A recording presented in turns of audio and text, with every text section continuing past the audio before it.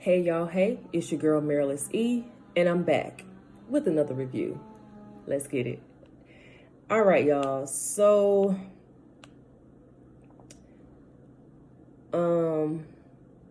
Real Housewives of Potomac. This is not from the episode that aired this past Sunday, but this is the one from the Sunday before.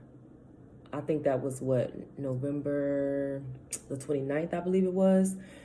Shifty Wigs. That was the topic or the title of this particular episode that I'm about to do this review on. And I had been wanting to do it, but just, y'all get it. But I'm here now, and we're about to get into it. It was just a couple of scenes, honestly, that I wanted to talk about, even though I ended up doing a notes on a couple more scenes. But either way, let's talk about it. So the very first thing that Slick kind of, I ain't gonna say, well, it did irk me, was when Ashley and Monique were at lunch, just like in the very beginning, and found out that Karen had been saying one thing to Monique and something else to the other ladies as far as her inviting her to the party. In my opinion, y'all, that was shady, flaky, flaw, whatever, however you want to put it. Because at the end of the day, my thing is this, because this is how I am in real life. If you said something to somebody, you should be able to say that same thing to somebody else, especially in a situation like that. You know, she sat there at the episode before talking about, oh no, they asked her if she had invited Monique. No. Why you couldn't say, well, I did invite her, but she won't be there when you get there, or whatever. I just really felt like for Karen to be as grown as she is, and she's grown AF, like a seasoned saint. Like, for her to be as grown as she is, sis, you should be able to say what you said, like I said, in front of whoever, whether they were there when you said it or not. I don't think that was cool. That was real shady and flaky. I do not like stuff like that. And I feel like when Karen, not Karen, but what's her name, Ashley had her on speakerphone, she knew, which is why she seen why she was talking, how she was talking, and she seemed like she was trying to be extra careful with her words and what she was saying. Child, just be real, Karen. Like, if you said it, be willing to say, I said it. Period. Come on, we too old for that junk. As far as Ashley, I like Ashley. I really do. But my thing is, I think that she needs to, okay, they're in a whole marriage, so it's not easy to just, oh my God, let's just get a divorce. I don't want to be with you no more, whatever. But I think she needs to open her eyes, like, just a little bit concerning the person that she's with. Now, I don't even like to say, oh, once a cheater, always a cheater.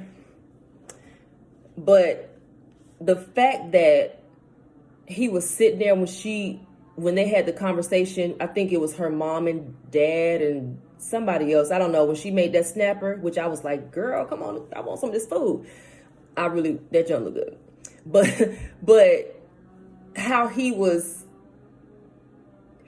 seemed nonchalant to me. During that whole little conversation, he really seemed nonchalant. And to me, it was almost like in his mind, he was saying, okay, let's hurry up and get this over with. Like, I'm only doing this because she asked me to, and I need to get her back in my good graces. Like and y'all drop the commentary. But that's what it seemed like to me. Could be wrong, but I just don't think that he is remorseful in any sense of the word concerning what he did and how he played her. And I really feel like if he had the chance, he'd do it again. And probably again and again. I'm just saying again, I could be wrong, but he just don't seem like a man who is sorry for his actions. Just saying. Um, Giselle and Jamal. Oh gosh. I'm just gonna say this. I'm not gonna say I ain't gonna say I feel sorry for those little girls, but in a way I do. Because it's like, sis, just because that's their daddy, that don't mean they supposed to be all hype and excited about this new union or lack thereof that y'all call yourselves, popping off. Like, come on. Like, did you hear how dry they sounded when she said, oh, your daddy's going to spend the holidays with us or whatever? I think one of them was like, why? Giselle, I know you want companionship. I know he's familiar. I know he's your baby daddy, but those babies clearly don't like their daddy. Like, what are you doing? And I think I said this in another video, but I just really think adults can be very selfish when it comes to, that's irking. When it comes to, I can't.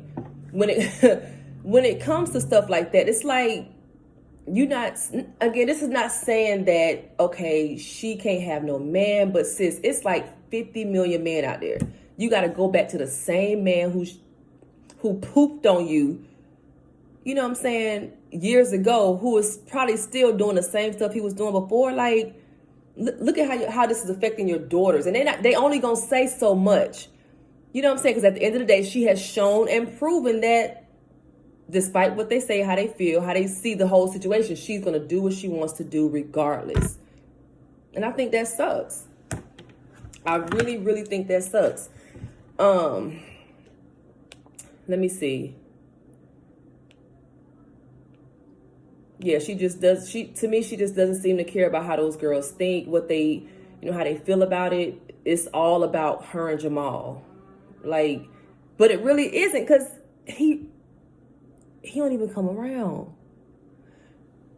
I don't understand, girl. Like the whole thing with him missing the family photo shoot, not just some random shoot. Hey, let's, wake up tomorrow and just go do a shoot. This is a family photo shoot, and she clearly stated that they have not done this it was 12 years to be exact. When those kids were babies, like, and you done missed the shoot because your flight to Ghana was delayed, if that was the real reason. Like, come on. And then to me, when she FaceTimed him, asking him where he was at or whatever, he didn't even seem too fazed or bothered by the fact that he missed it. You at the airport getting a manicure? Sir. Like, I don't know.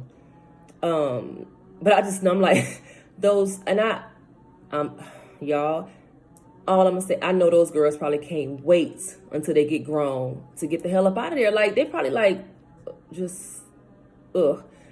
I know that life. The whole, Jamal is a pastor. Of course, Giselle would be a first lady if they get married. I know that life. Like, the front and act like the family is perfect and, oh, we're gonna be together, a big happy family. But it's not a big happy family. Look at how they responding, sis, when you bring him up. In any capacity, like, look how they respond. Come on. I just really hope that it doesn't affect them in a traumatic way once they're, in adulthood. You know what I'm saying? Like 20s and 30s, like their choices in men or how they see marriage or whatever. I don't know. But they don't like that man. Like, they can love their daddy all day, but again, what he did to their mom, and just, I'm sure there's other stuff behind the scenes as to why they so dry and just like, oh, when it comes to him. I'm pretty sure. Again, yeah, if those walls could talk, I'm sure they would have a lot to say. Okay. Wendy and her mom, when they was at that pumpkin patch, child, I was waiting on this part. Like, that scene, honestly, just it kind of explains, in my opinion, why she gets so hyped, when people don't acknowledge her educational success and her 30 million degrees and stuff like that. It's almost like she was saying, Like, girl, as hard as I work for my mama to do this crap that I really didn't want to do, y'all better acknowledge these degrees. You better not throw shade concerning my education and my status or whatever. Look, she did it for her mama. You busting your ass for your mama? Come on, man. Come on. Let's see. Oh, in my opinion, I think that the mom was out of line, but it's so common though. It's so common. And then when you can't stand up to let me stick to my notes. I'm getting off.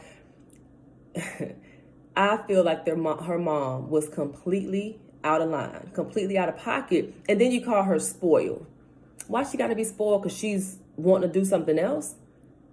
I don't get it. I'm like, it's so common. It's so many adults out here now trying to accomplish themselves silly and get degrees and all that crap in order to please a parent that wounded their inner child.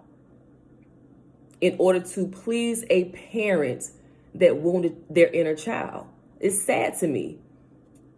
You know what I'm saying? I feel like it's no reason why, and it speaks to that little girl within her that probably still has yet to heal completely, because there's no reason why you should be that old still trying to please mommy and, give two craps about making her happy in that way. We're not 5 anymore. I'm not 16. If I want to go from, what was she, sports commentary? I forgot what the two things were, but if I want to change professions, careers, or whatever, that lady's grown. I wouldn't have even gone to my mom with that. Not to get her opinion on it. I would have gone to her to tell her, hey, mom, I was thinking about such and such, and I decided to do ... Come on, like, no. At the end of the day, do what makes you happy. Period. Stop trying to please these parents who want to live vicariously through you or relive their life, because they didn't get a degree or because they got 10 degrees. They want you to get 10 degrees and whatever. Get a backbone, get the confidence up, heal that little child within, and do what you want to do. At the end of the day, I will never forget. And this is not, nothing bad, but it just speaks to the fact that you can be respectful with your parents or to your parents and still honor yourself and do what you want to do. Be in pursuit of your happiness, not theirs at the end of the day. But like I was saying, I'll never forget, I was at my nephew's high school graduation. I was sitting right next to my daddy, and he said, you should consider going back to school to get a degree or whatever. I didn't have to think about it. I didn't have to, well, maybe I should. My reply was, I'm good, Dad. I'm walking in purpose. I don't need a degree for that. I'm good. He never brought it up again. And neither did I. Because at the end of the day, if I want to go back to school, guess what I'll do? I'll go back. But if I don't, which it kind of ain't no purpose right now, again, I'm walking in purpose. I don't need, if I go to get a degree, it'll be because I want it. But you don't need to have no degree. Education is good. Higher learning is lit. But y'all stop letting these parents and whoever else talk y'all into all that mess. Now she probably got thousands on thousands of dollars of student loans. And girl, anybody, that's silly. That is completely silly. And it's for the birds and the ones who have no backbone to stand up to their parents. Come on. Let this be a lesson. Like, at the end of the day, you can still be respectful when it comes to, your parents, how they feel. You can be respectful all while honoring yourself. It's possible. I promise it's possible. But again, live your life. If you don't want to get a degree, you ain't got to get no darn degree. It's simple. But, child, I can talk about this forever. But did y'all notice when she was on the back of the little wagon or whatever, and she was talking about how she wanted to play basketball, but her mom shut that junk down so she could do what her mama wanted her to do? Did y'all catch that? Child. Um, yeah, that's just a lot to me. And we can't sit up here and say, oh, my parents need to chill and blah, blah, blah. No, because a lot of our parents are like my parents. My daddy is 71. My mom is about to be 70 in March of next year. They set in their ways. So it's not even about, oh, well, she need to stop tripping on me. She need to stop. No, she probably ain't going to stop. So you need to set boundaries. And again, get to a place where you can truly honor yourself and pursue the life that you want without fear of what your mama gonna say and how she gonna feel. It's no reason why she should have been called a spoiled brat for coming to her mom, telling her she wanted to do something different as far as her career. Why am I spoiled? Because I'm not doing what you want me to do? Okay, mom. Right. Yeah. And then said, girl, she said Wendy should be thanking her. All right. What else did she say? It was something else she said. Oh, when her mom was like, it's people, pretty much her friends think it's cool to have a friend or to have, that her friends think that it's cool that she has a daughter who's accomplished so much, whatever. So it's almost like she's getting puffed up off of her daughter's success. And she feels like, I guess she feel like her daughter owes her success to her. I just don't know. But that was really the main part I want to talk about, because I'm really not doing reviews on Real Housewives of Potomac. But anyway, Ray, I just got a couple more notes, y'all. I promise I'm about to be off of here. But Ray and Karen. Now, I know Ray heard Karen seducing him from up those stairs. Why was Ray walking so... Okay, I get why he was walking slow. But I'm like, she's like, Ray, he could... Why you ain't say, I'm coming, baby, like something. I'm looking like, Ray, would you say something to her? Like, she done said yoo-hoo and hey and Ray. Answer her, please. Answer Karen. Child. Oh, and yeah, this is my last note. Robin. I'm just like, I don't like the way she's been coming for Karen, like with the hats. She said the hats look, or not, those are Robin's hats. She said that Karen looked old in the hats, didn't want to put the lady picture on the website. And then she gets to the event, talking junk about the event, like how small the spot was and whatever else. I'm like, why are you being such a mean girl? Like, it's not that deep. Like, is it a certain amount of square feet that the venue has to have for it to be popping? Like, come on, this is women empowerment. Support each other, zip it, keep all the extra stuff, sis. I get it. You want to make it lit for the confessionals or whatever, but I'm just like, girl, you might want to be worried about this payment arrangement you got with the IRS or whoever it is. I just don't think that's cool. It's just, I don't know. I don't know why they be coming for Karen. But at the end of the day, like I said, my main nugget was the part about Wendy and her mom. Y'all just get to a place where you can live your life for you. And I feel like somebody, if it's not you, somebody's going to get on here and they're going to be able to relate to this. They're going to, oh, wow, like my parents do try to get me to... Girl, again, I'm not telling you to disrespect your parents. I would never do that because the Bible speaks against it. And I will not be over here cursed to get in trouble with the good Lord. I'm not.